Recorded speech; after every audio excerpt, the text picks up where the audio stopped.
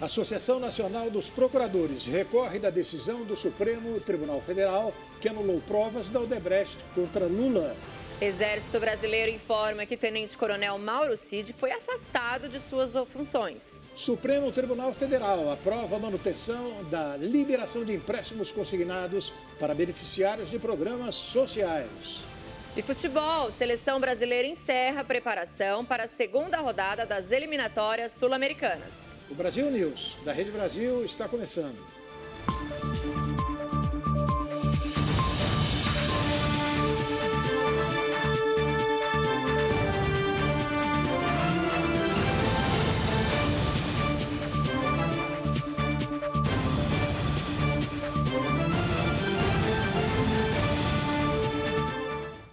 A Associação Nacional dos Procuradores recorreu da decisão do Supremo Tribunal Federal que anulou provas da Odebrecht.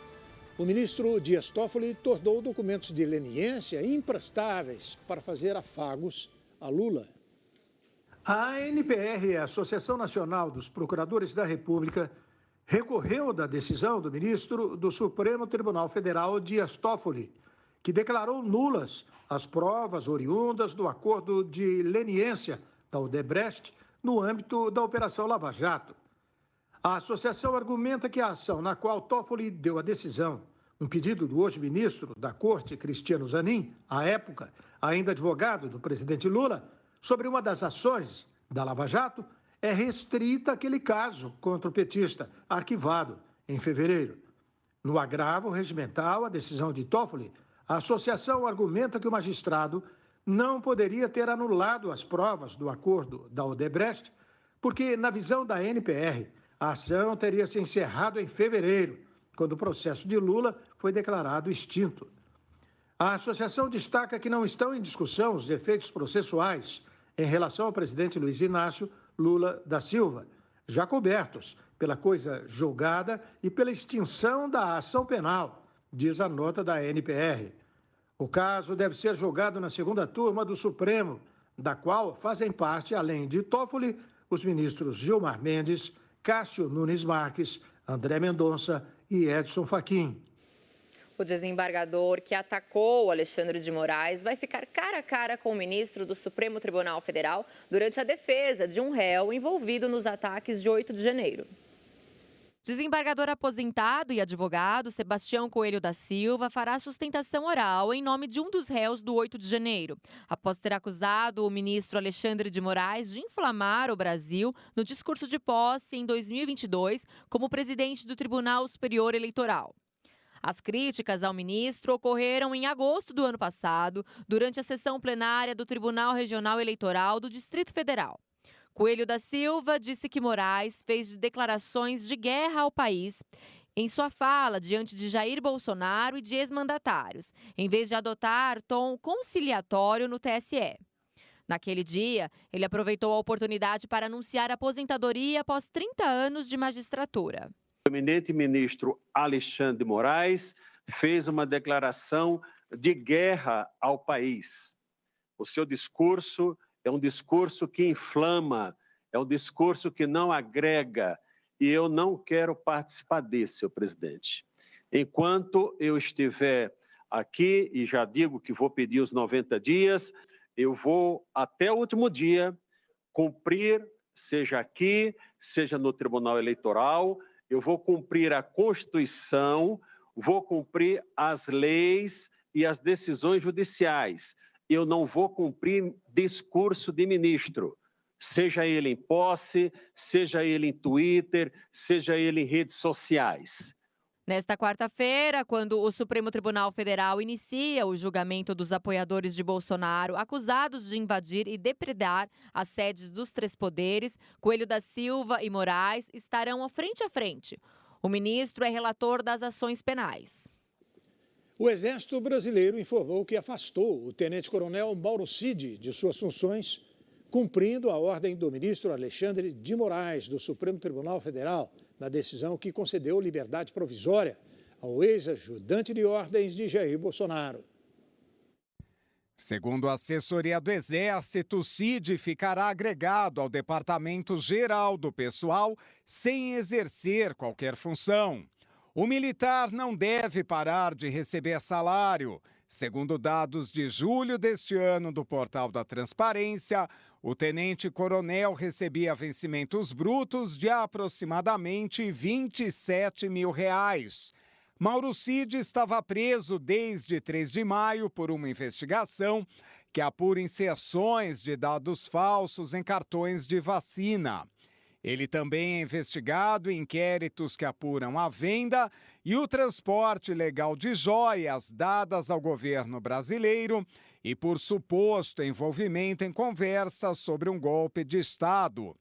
O último depoimento do militar à Polícia Federal foi em 31 de agosto, quando ele passou 12 horas na sede da corporação.